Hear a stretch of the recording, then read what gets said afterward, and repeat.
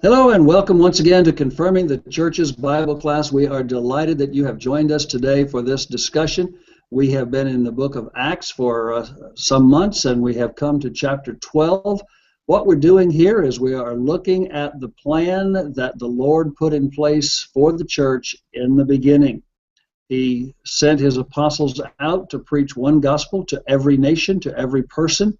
One plan of salvation, and he adds all the saved to the church. One doesn't join a church.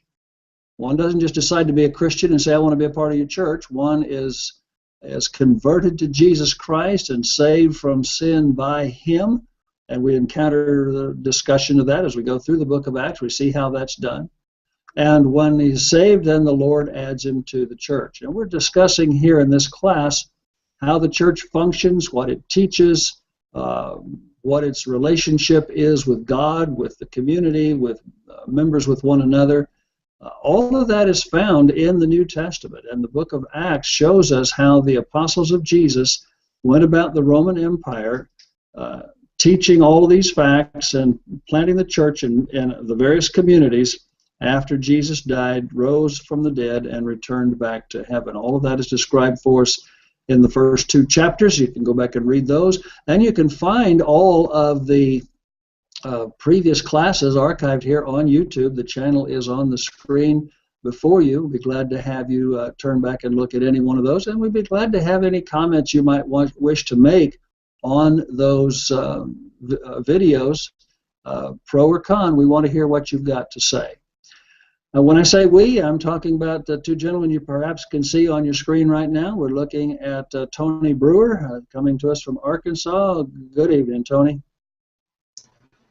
Hello, Al. Good evening. And as always, we are proud to be here. I'm proud to be here, joining you from Cabot, Arkansas, just right outside of Little Rock. And I am from the Southside Church of Christ. I'm the gospel preacher there. So good to be here this evening. We appreciate having you with us. We appreciate all the good work that you do. A little bit later on in tonight's class, perhaps you can talk about some of your work, specifically your online work, that people can access and see some of the good teaching that's available for them there. And also Stefan Maez joining us from north of our border. He is in the province of New Brunswick in Canada, and southeast New Brunswick in Moncton. Good evening, Stefan. Good evening, brethren. Good to be here as always. It's encouraging that we get the freedom, yet still, to meet in this digital format and learn the Bible together. I am serving currently the area of Riverview, Moncton, and Dieppe, but mainly Riverview. The congregation of the Lord's Church is there in New Brunswick, Canada. If you need to get a hold of me, by all means, you can do so at addedsouls.com. I think I have that right here again, addedsouls.com, for discussions and resources, various topics with the Bible. You are certainly welcome to tune in there. And again, make any comment you wish to make. You know, keep it decent, keep it godly. I can't imagine that you would do anything different, but sometimes we hear from people who just want to mock God, and we're here simply to tell the truth. We're not here to be argumentative or brutal, or certainly not personally condemning in any way. We just want to open the book and see what it says. And if you don't like what we read, then you'll have to take that up with God. The comments that we make on the text, we're responsible for those. And if you hear something that you think is not a right analysis or application of the text, then by all means, we'd like to hear from you, set us straight with that. So with all of that, let's begin our Bible study for tonight. We are starting with chapter 12. We have been through the first 11 chapters.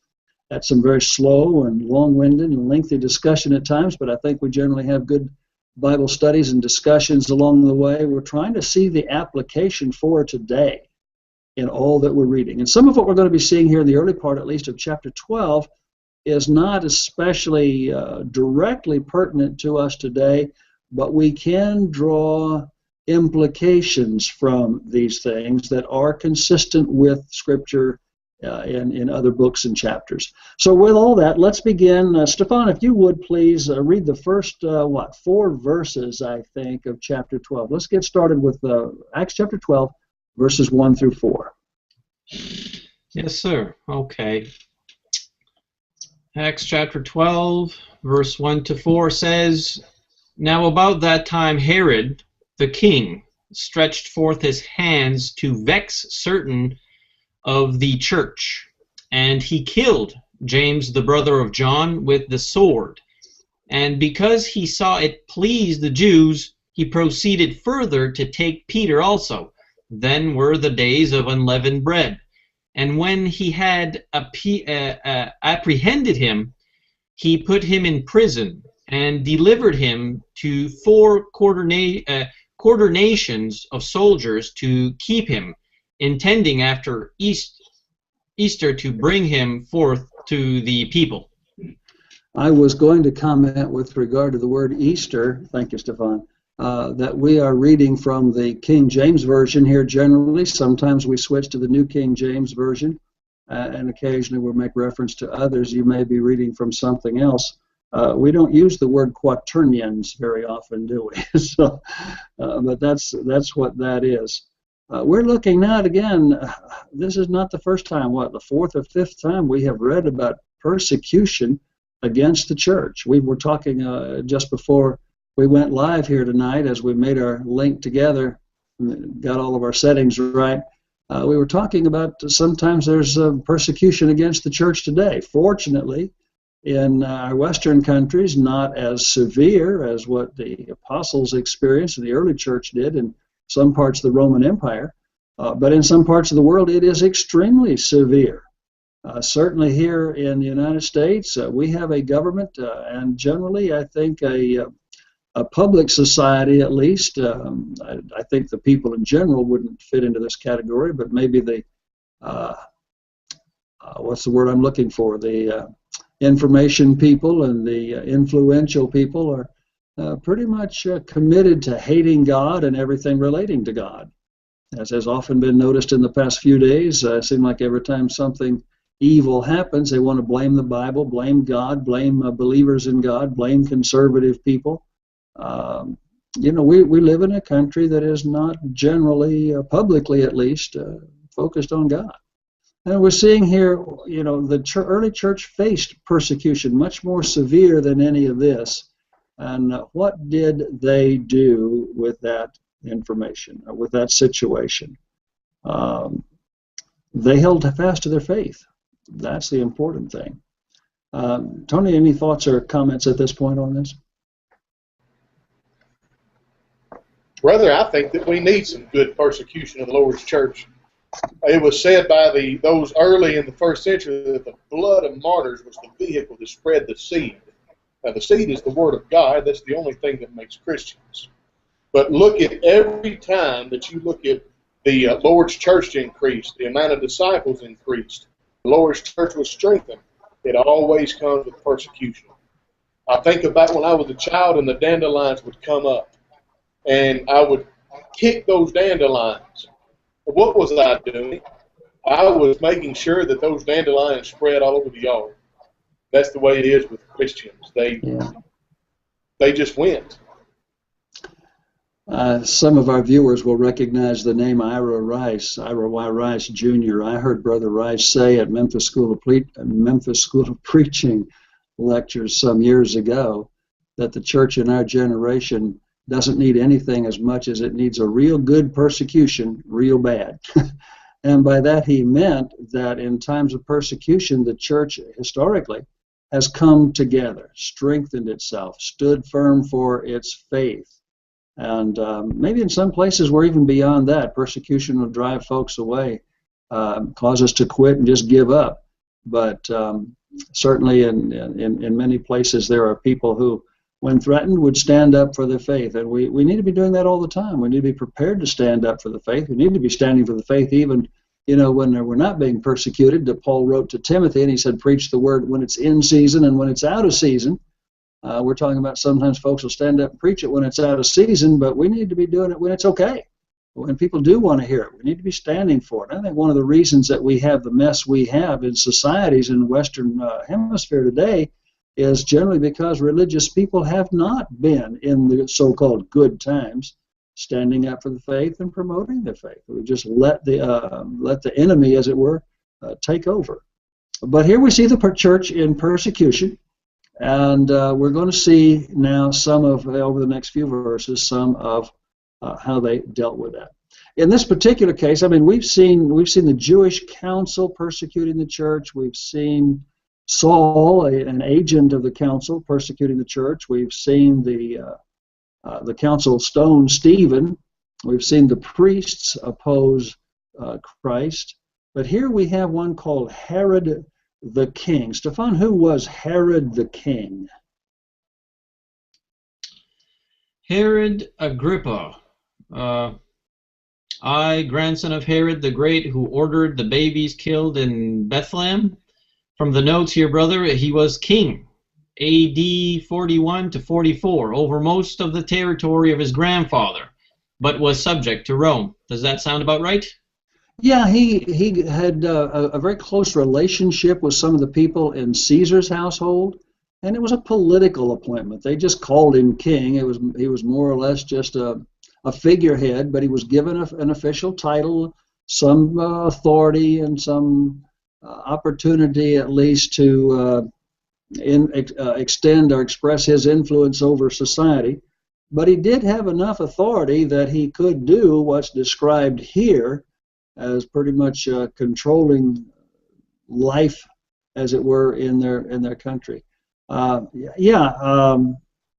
Herod Agrippa the First. There was a second one that followed him, his son, and we'll read about him a little bit later on in the history. But Herod the Great was the grandson of this man. Herod the Great is the one who was in power when Jesus was born.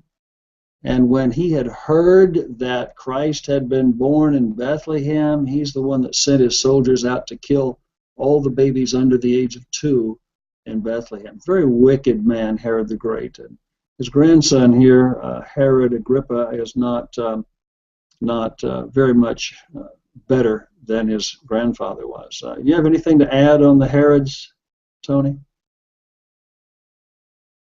All right. No. Let's look at what happened here. What did he do? He beheaded James. Well, he killed him with a sword. We assume usually that means beheaded, but killed with a sword James, the brother of John. This is one of the apostles. James and John were the brothers of were the sons of Zebedee, who was a fisherman on the Sea of Galilee. They were partners with Peter and Andrew, all in the fishing business there together. James now is the first apostle to die, so far as we know. A couple of the apostles we never hear from after Jesus' resurrection, or his ascension at least.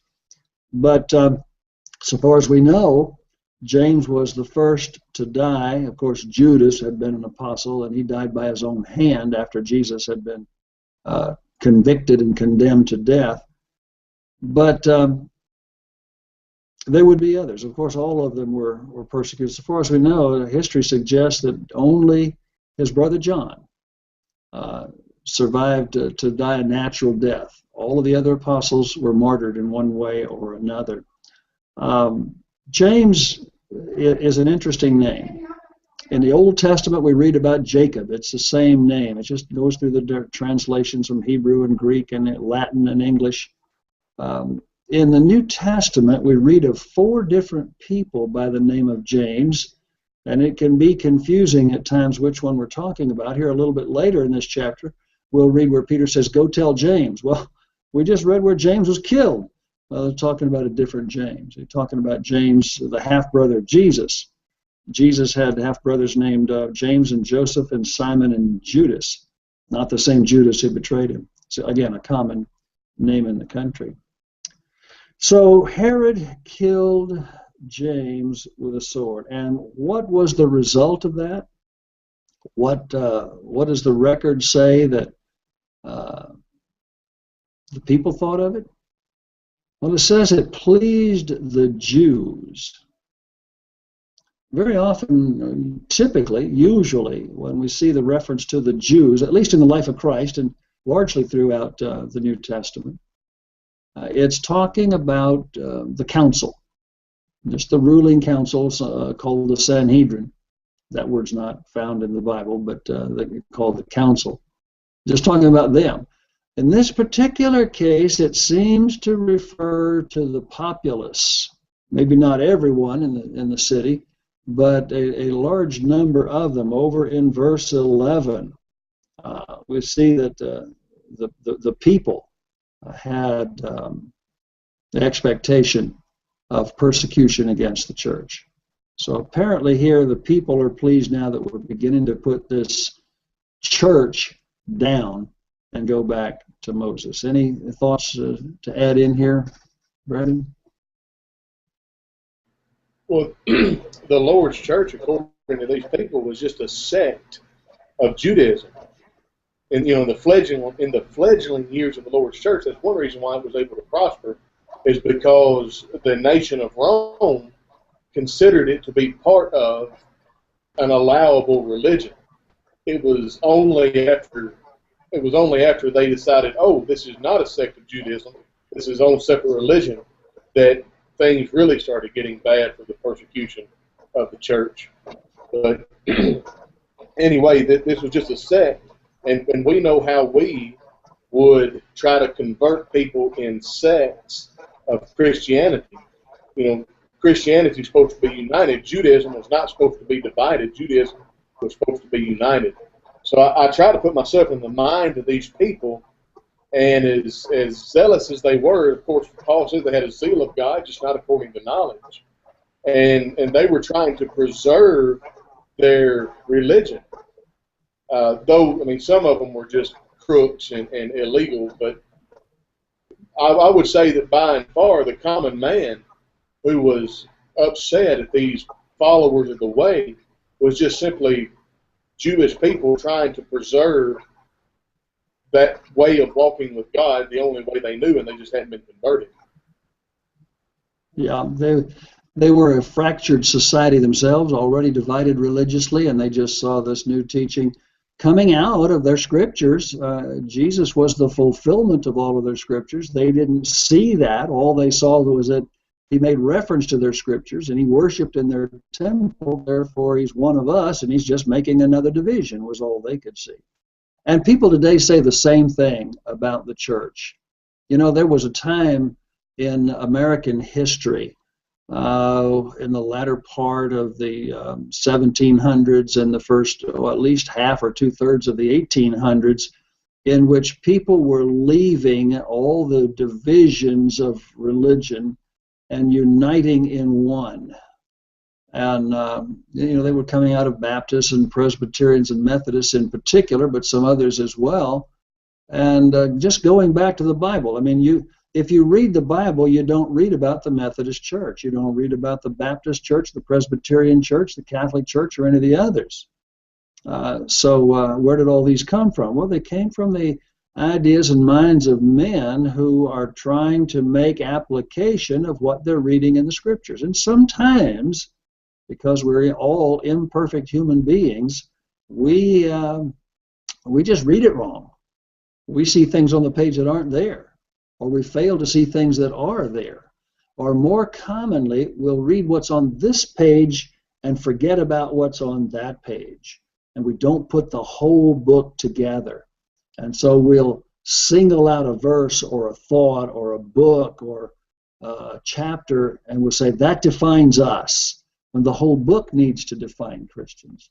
And so you have people today will come along and say, well, Alexander Campbell started the Church of Christ. No, he didn't. Alexander Campbell didn't start any religion at all. As a matter of fact, he wasn't even the first who believed what he believed and taught what he taught. He was just a very prominent teacher and very eloquent in expressing the thoughts of many so that it could be understood by the multitudes. But it was, so when people come out of, for example, the Presbyterian Church, as he did, and simply go back to the Bible and say, I want to go back to the church before the Presbyterian Church existed. What were the apostles teaching here, Peter and Paul and the rest of them? Wasn't the Presbyterian Church? It didn't exist until centuries later, or any other church. I'm not picking on one. I'm just using that as an illustration. And so when a person comes out of a faith that he's been in for a while and just goes back to the Bible just to do things exactly the way God said them, people are going to accuse him of starting something new, of being a heretic. They called Paul a heretic when he was on trial, and he acknowledged that. We'll get into that when we come to it, but again, that's another form of persecution, and quite frankly, it grows out of ignorance. People not recognizing or understanding what the truth of the Bible actually is, nor understanding or recognizing the fact that God gave us the Bible once so that we could have it for all time. He doesn't have to give us new laws for every generation or every nation or language. This is his plan. This is his book. He's not going to change it. These are the last days, as the New Testament says in many occasions, many references. And the Old Testament even prophesied, in the last days these things are going to happen. We see the New Testament saying these things happen. And so we know that we're in these last days. John says that, the writer of the Hebrews says that in the Epistle of the Hebrews and in other places. So, listen, I'm talking on too much. Either one of you had anything to add right here? If I may, something quickly that came to my mind discussing this is I came to recognize, in the context that I find myself in a community that has far since left the Bible a long time ago and had adapted to many man-made traditions, if I were to say it that way. Some of them who have converted to the pattern of the Bible we're reading, it's difficult for them to sometimes let go the many strenuous traditions that had been set in their mind for decades, and going to the simple gospel church we read in the Bible. And when we were talking about how the Jews, they didn't like this teaching because it seemed strange to them, I recognize how many people today that have been in churches that are not founded in the Bible for so long, it's like if they, in their religious views, many things have been added that are not biblical. So they think that religion and church is a set rule, a set of traditional rules. For instance, don't eat a certain food on this day. Go to a certain statue and pray to this statue this day. Go and make sure you confess to this here this day. And it's so strenuous that when they convert out of that and they start to realize the church of the Bible, it's like, wow, Christianity is so simple with the Bible. I was used to having to go here and do this and all these kind of robotic maneuvers. Anyway, I could elaborate, of course, but it just came to my mind reading and speaking about how the Jews thought about this going on here. Anyways, just wanted to share that. You're exactly right, Stefan. I grew up in a different religious faith than that which I understand and preach and live today. And it was not the structured, orderly rules and all of that you're talking about. But it was very, what I think the word would be ecclesiastical. There was a lot of reference to the hierarchy. There was a lot of trappings of special clothing, not for the priests and the choir and the organ and that whole kind of thing. And when I learned the truth, in fact, I started out being a preacher in that faith, and I started studying the Bible. And wait a minute, this is different, So I started looking for more and more about what does the Bible say. And going, looking for the church that was described in the Bible. And when I found it, I thought, wow, that's more simple than I was looking for, and it was frighteningly so. I mean, I didn't have the stained glass windows and the big pipe organ and the large choir and the fancy robes, and all that I had been trained to think that is holiness. That looks holy to me. I didn't have any of that. In one building where we had cinder block walls all around us, and that's it. And a little windows up above like that. This doesn't look holy. It looks more like a jail cell, But the Bible doesn't teach us that these outward things are godly, holy, spiritual at all. God wants your heart. He doesn't want you to follow a specific set of instructions. That's not to say he doesn't have rules, doesn't have instructions. There is a law of Jesus Christ. Romans chapter 8 makes that very clear, among other places, but I mean that's very specifically stated in Romans chapter 8. We follow the law of the Spirit of life in Christ Jesus. And there are rules to follow. God tells us specifically how the church is organized, how the church worships, how the church works, what the church is called.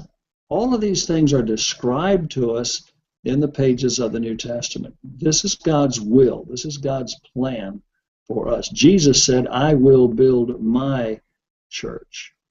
Well, listen, we went on with this farther than I intended to, but let's come back to that word we stumbled over a while ago and commented on a little bit, Quaternion. What's a Quaternion?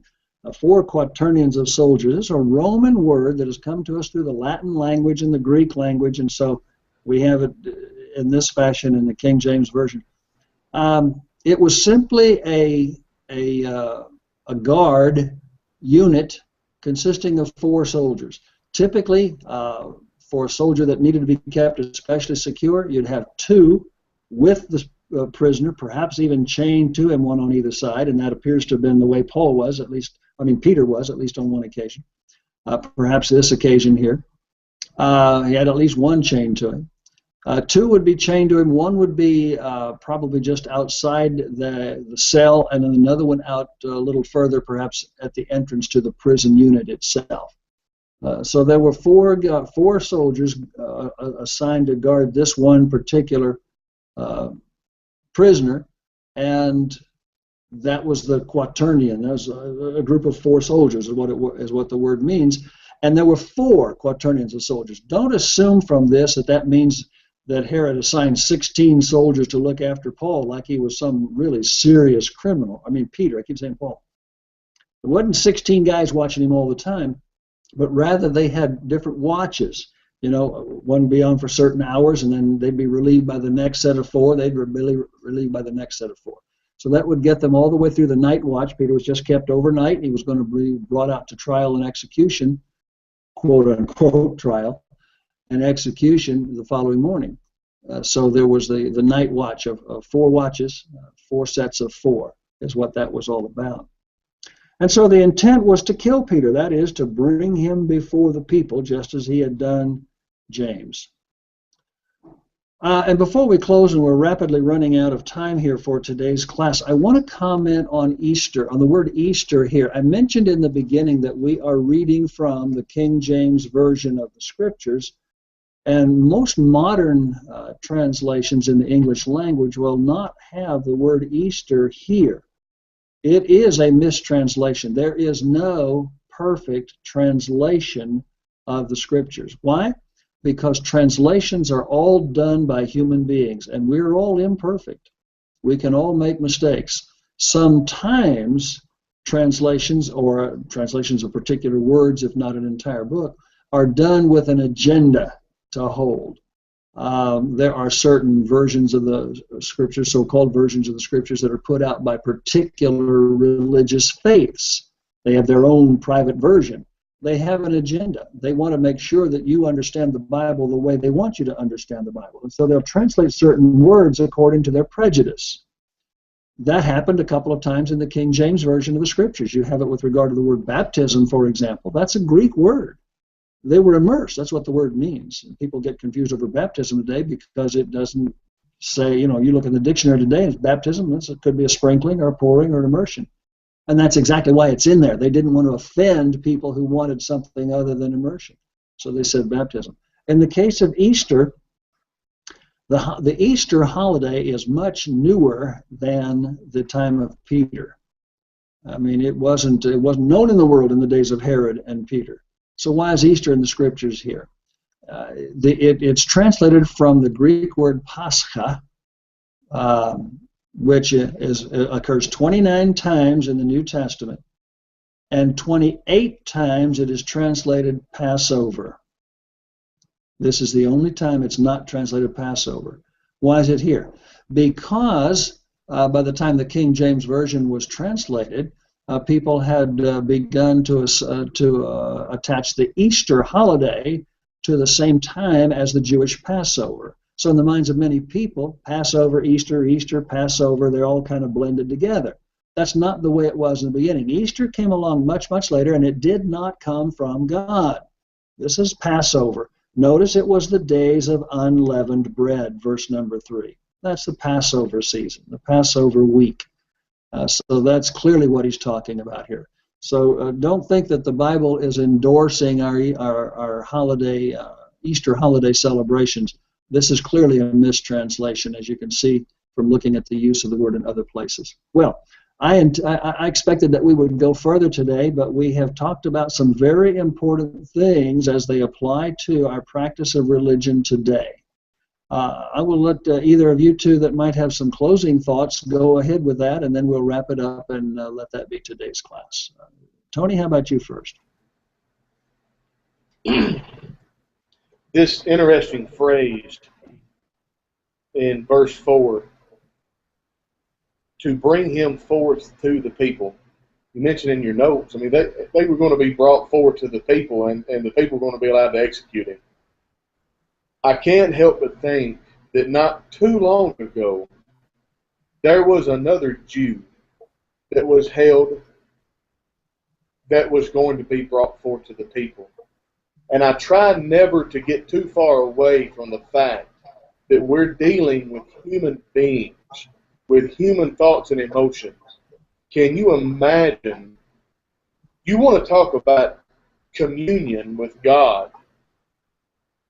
Partake of the Lord's Supper and put yourself in the place of Peter and how easily it would have been for him to go back to the crucifixion.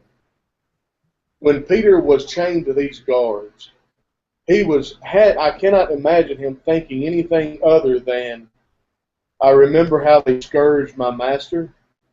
I remember how they spit upon him. I remember how he was crucified. He was given to the people. And, of course, we know how this turns out, and we'll talk about that next week, but never get too far away from the fact that these are human beings. This is, albeit a historical account of things, but it's humans that went through this. So That's anyway, right. that's my 2 We're cents. all people. You know, we're all people, and you and I are no different from the people that were back then. We could easily fall into the same temptations and the same practices. That's why we study the Bible. That's why we study it together, so we get the benefit of various different viewpoints and guide one another back to the plan of God, the will of God. Thank you so much for that, Tony. Stefan, why don't you close us out today, and we'll be finished. Thank you, folks, once again for joining us in this class. We love you. We appreciate you. Please look at the rest of our programs on YouTube and on Facebook and on the websites and various other places.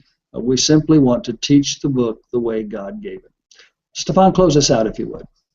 Yes, sir. Well, as always, we appreciate our viewers. We appreciate those who go back to the archive and take a deep and honest look at the verses we quote and the comments we say. You are loved. You are cared for. We deeply have concern for souls. It is what we do in life. We are Christians. We try to walk according to the pattern and church and the gospel we read in the Bible. So by all means, please stay positive, stay focused, and be sure to bring some friends with you and join us again next Tuesday evening as we continue these studies. God bless.